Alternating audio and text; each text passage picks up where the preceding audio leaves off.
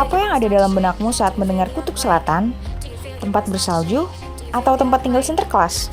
Mayoritas orang berpikir bahwa tempat yang terletak di benua Antartika tersebut identik dengan suhu di bawah titik beku dan salju. Nah, ternyata dulu Antartika nggak bersalju loh guys. Kali ini, Top 5 akan membahas 5 fakta yang mungkin belum kamu tahu tentang Antartika. Eits, tapi sebelum masuk ke videonya, jangan lupa diklik tombol subscribe-nya dulu ya guys. Pertama, Kutub Selatan dulunya hutan hujan. Melalui penelitian gabungan antara Inggris dan Jerman berjudul Temperate Rainforest Near the South Pole During Cretaceous Warmth pada 1 April 2020, ternyata Kutub Selatan dulunya menjadi rumah bagi hutan hujan. Dilansir dari jurnal Nature, para peneliti meneliti sampel tanah hujan yang dapat ditelusuri kembali dari periode kapur dari 145 juta hingga 66 juta tahun lalu dalam jarak 900 km dari Kutub Selatan dan menganalisis akar, serbuk sari, serta spora yang tersimpan di dalam tanah tersebut. Periode kapur adalah masa di mana dinosaurus memenuhi dan menjelajahi dataran bumi.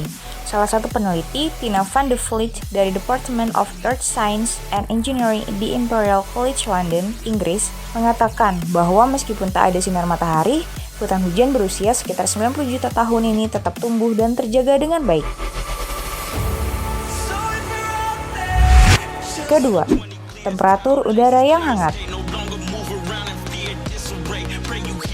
Selain itu, para peneliti kemudian mencatat bahwa suhu Kutub Selatan di periode kapur kemungkinan besar sangat Selandia Baru dan lebih hangat dari Jerman di masa kini.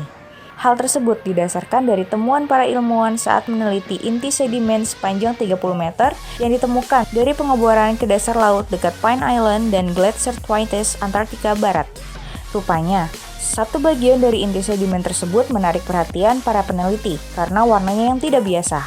Setelah dipindai dengan tomografi terkomputasi dan sinar X, para peneliti menemukan jaringan padat akar fosil yang tetap lestari. Sampai-sampai mereka dapat melihat struktur sel individu termasuk jejak serbuk sari dan spora dari tanaman yang tak terhitung jumlahnya.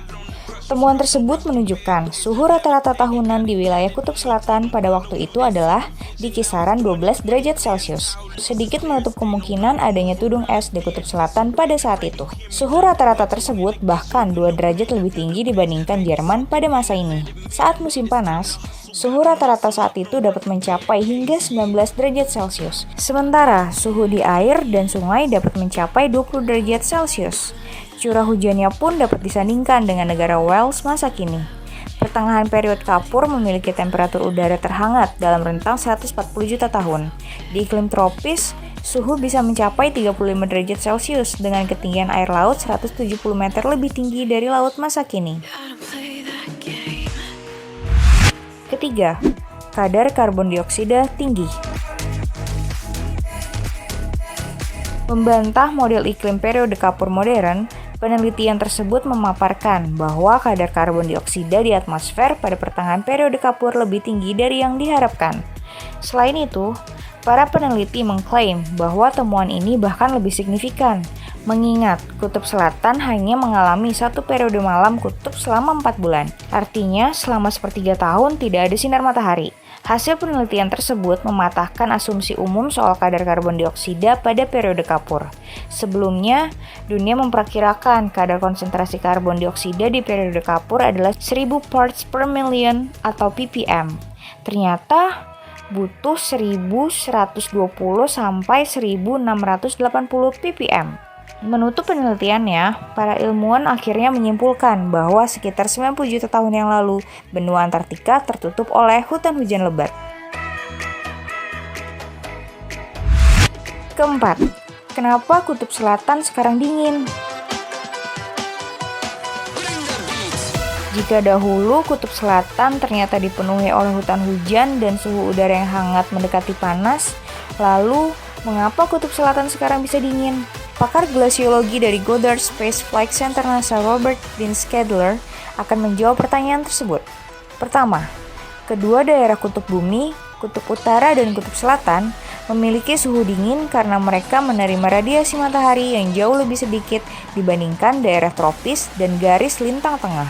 Matahari tidak pernah naik lebih dari 23,5 derajat di atas cakrawala, dan kedua lokasi mengalami 6 bulan kegelapan terus-menerus. Penyebab keduanya adalah lapisan kedua kutub yang berwarna putih. Sebagian besar sinar matahari yang bersinar di daerah kutub terpantulkan oleh permukaan putih yang cerah.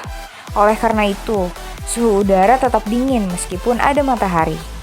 Namun, pemenangnya tetap kutub selatan.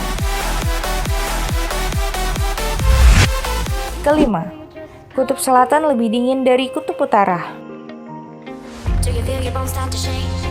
Bayangkan saja, jika rata-rata suhu kutub utara saat musim panas dan dingin adalah 0 derajat Celcius dan minus 40 derajat Celcius, maka di kutub selatan rata-rata suhu musim panas dan dinginnya adalah minus 28,2 derajat Celcius dan minus 60 derajat Celcius. Hal tersebut dikarenakan kutub selatan berdiri di atas lapisan es yang sangat tebal, lebih dari 2,7 km di atas permukaan laut yang adalah benua Antartika. Sampai saat ini, benua Antartika adalah benua tertinggi di dunia loh. Sebagai perbandingan, kutub utara terletak di tengah Samudra Arktik, di mana permukaan es mengapung hanya sekitar 30 cm di atas laut sekitarnya.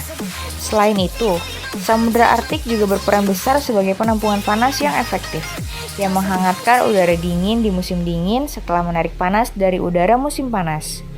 Jadi, bukan salah manusia jika kutub selatan menjadi dingin saat ini.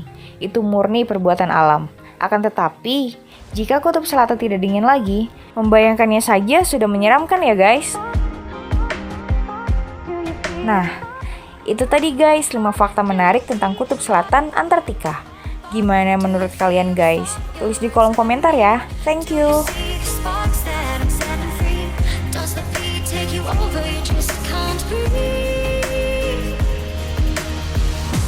Don't start to shake.